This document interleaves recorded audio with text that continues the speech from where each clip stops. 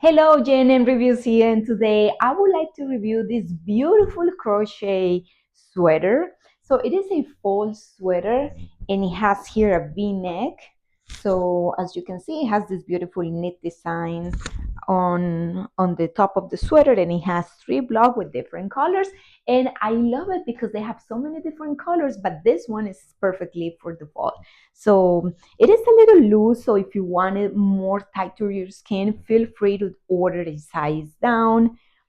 But it's so beautiful and it's so comfortable. What I love the most is that you can put it with an undershirt like I have it here, or you can put it by itself. I have black pants, but you can also wear it with jeans, skirts, and even shorts. This is how it looks in the back. It's very comfortable. I don't feel hot. It doesn't feel like sticking to my skin, even though this is a size small. And they have so many different colors. You don't need to do ugly sweaters anymore. Why an ugly sweater when you can have a stylish and elegant, beautiful sweater for your fall like this one? Check it out and thank you for watching.